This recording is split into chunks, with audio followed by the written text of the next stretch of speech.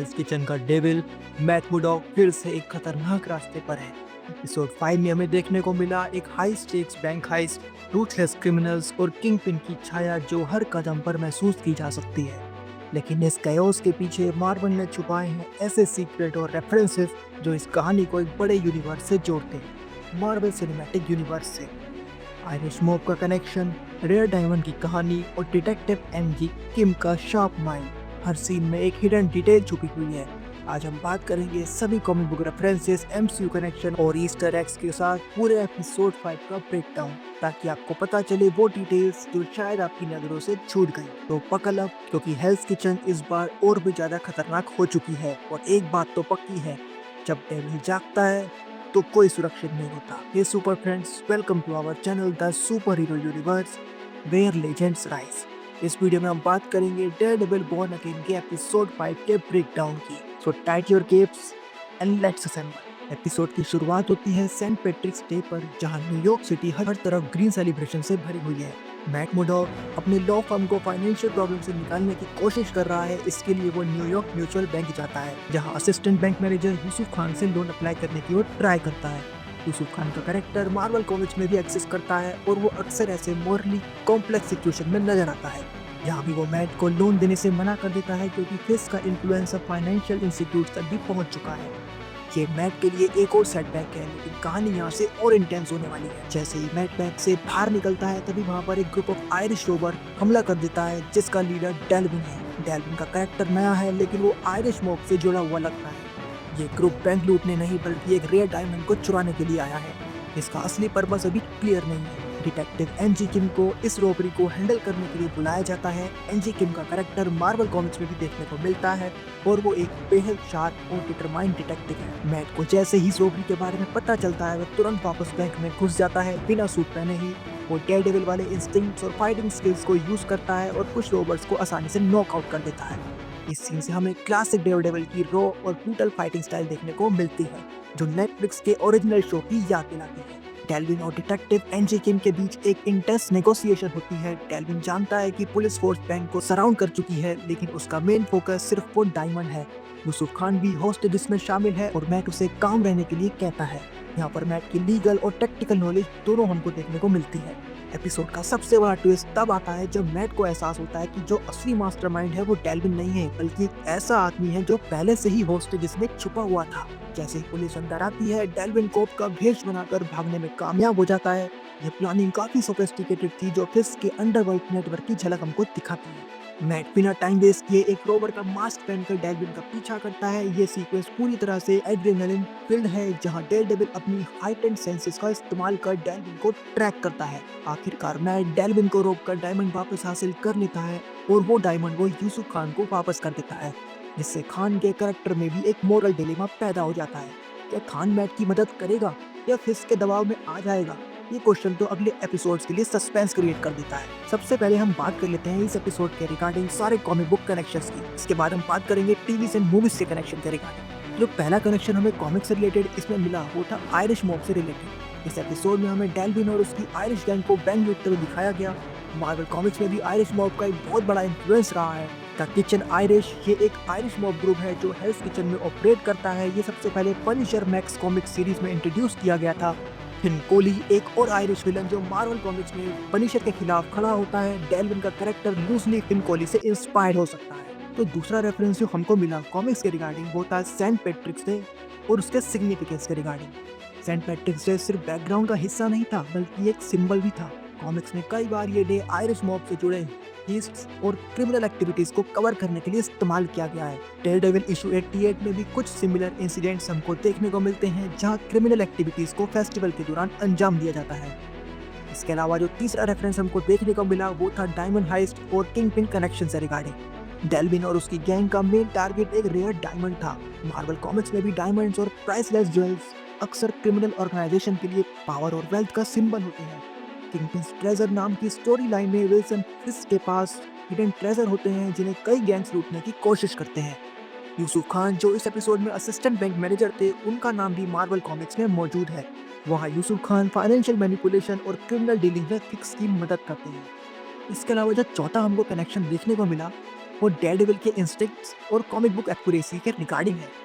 Mat मोडॉक बिना अपने red suit के ही बैंक में लौटता है और डेयरडेविल वाली इंस्टिंक्ट्स का यूज करके कुछ रॉबर्ट्स को काबू में कर लेता है। Daredevil the man without fear series में कई बार मैट ने बिना कॉस्ट्यूम के ही अपनी हाइटेंड सेंसेस का इस्तेमाल कर फाइट्स को लीड किया है। कॉमिक्स में भी ये दिखाया गया है कि मैट की मोरल कंपास हमेशा उसे लोगों की मदद करने के लिए मजबूर करती है, चाहे वे किसी भी सिचुएशन में क्यों ना हो। इसके बाद हमको देखने को मिला एनजी किम और उसका कॉमिक बुक रूट्स के रिगार्डिंग एक कनेक्शन। डिटेक्टिव एनजी किम का कैरेक्टर एक नया एडिशन है, लेकिन मार्वल कॉमिक्स में कई ऐसे डिटेक्टिव कैरेक्टर्स हैं जो डेयरडेविल की स्टोरी का हिस्सा रहे हैं। बेन यूरिक एक जर्नलिस्ट जो डेयरडेविल के सबसे बड़े एलाइज में से एक है। कॉमिक्स में वो फिस्क और न्यूयॉर्क के क्रिमिनल अंडरवर्ल्ड को एक्सपोज करने के लिए हमेशा तैयार रहता है। नकोटा नॉर्थ एक प्राइवेट इन्वेस्टिगेटर है जो मैट मोडॉक की कई बार मदद करती है। एनजी किम का कैरेक्टर नकोटा नॉर्थ से इंस्पायर हो सकता है। इसके बाद हमको दिखा डेल्विन का भागना और क्लासिक कॉमिक ट्रॉप। डेल्विन का कोप का भेष बदलकर भाग जाना एक क्लासिक कॉमिक बुक ट्रॉप है। Daredevil Born Again comic story line में भी फिस्क के मैन इसी तरह डिस्गाइसेस का इस्तेमाल करते हैं। डेयरडेविल कई बार अपने सेंसेस से ये ट्रिक पकड़ता है, जैसे कि वो हार्ट बीट और सेंट को सेंस करके रियल और फेक कोप्स को डिफरेंशिएट करता है। तो ये थे सारे एपिसोड 5 के रिगार्डिंग सारे कॉमिक बुक कनेक्शंस। अब बात कर लेते हैं कुछ मार्वल के टीवी शोज और मूवी से रिलेटेड कनेक्शंस के बारे में जो हमने इस एपिसोड में नोटिस की। तो पहला एक बार फिर से है सेंट पैट्रिक से सेलिब्रेशन, जो हमें याद दिलाता है होकाई के टीवी सीरीज की। एपिसोड की शुरुआत तो होती है सेंट पैट्रिक डे सेलिब्रेशन से, जिसमें न्यूयॉर्क सिटी पूरी तरह ग्रीन में रंगी हुई है। ये फेस्टिवल हमें एमसीयू की सीरीज होकाई की याद दिलाती है, जहाँ क्रिसमस टाइम पर भी इसी तरह का फेस्टिव एनवायरनमेंट देखा गया था। एमसीयू में न्यूयॉर्क के फेस्टिवल को अक्सर क्राइम कवर अप के लिए यूज किया जाता है। होकाई में ट्रैकसूट माफिया भी क्रिसमस के दौरान अपनी इलीगल एक्टिविटीज को अंजाम देता है। इसी तरह यहाँ डेल्विन और उसकी आयरिश गैंग ने फेस्टिवल का यूज डिस्ट्रैक्शन के लिए किया। इसके अलावा हमें शी हल्क से रिलेटेड एक कनेक्शन देखने को मिला। इसमें मैट मोडॉक लीगल प्रॉब्लम से तो जूझ रहा है, पर वो अपनी फर्म को बचाने के लिए लोन लेने की कोशिश भी करता है। ये सिचुएशन हमें She Hulk Attorney at Law Marvel की टेलीविजन सीरीज में मैट की अपीयरेंस की याद दिलाती है।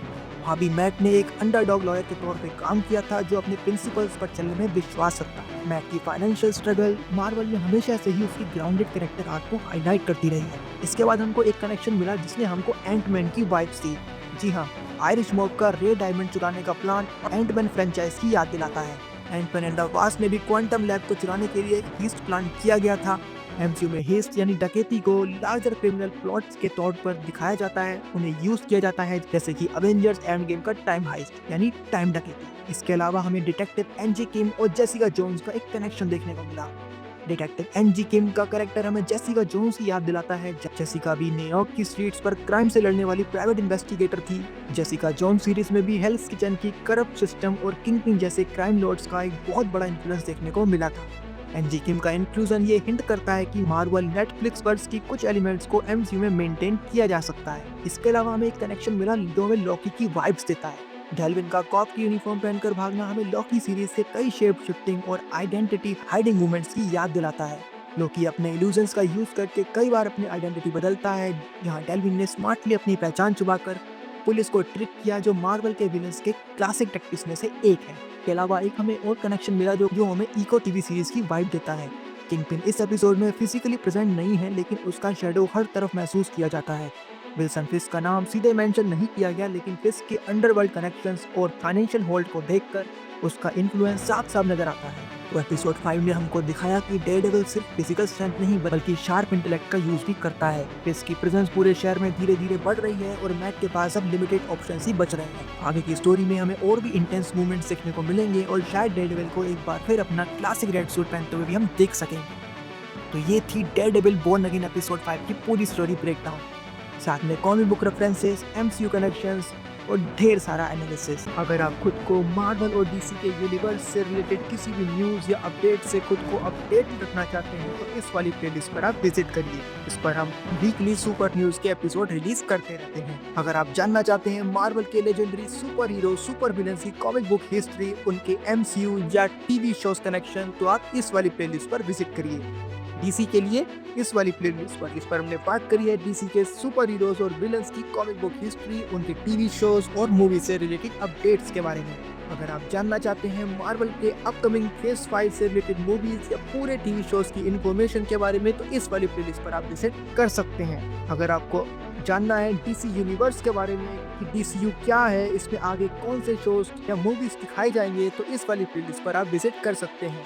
अगर आपने डेयरडेविल बॉर्न अगेन की अभी तक सभी एपिसोड्स के breakdown, comic book connection, Easter egg से रिलेटेड हमारे डीप एनालिसिस वाली वीडियो को नहीं देखा है तो इस वाली प्लेलिस्ट पर आप विजिट करिए और ढेर सारे एंटरटेनमेंट के लिए हमारे साथ जुड़े रहिए, हमारे साथ बने रहिए। तब तक के लिए स्टे सुपर, स्टे हीरोइक। ऐसी और अमेजिंग वीडियोस के लिए आप हमारे चैनल को सब्सक्राइब कीजिए, इस वीडियो को लाइक कीजिए, शेयर कीजिए और हाँ, बेल आइकन को दबाना बिल्कुल ही मत भूलिएगा। तब तक के लिए stay in the crew. We will get you all DC and MCU. Thank you very much. Take care of yourself. Thank you.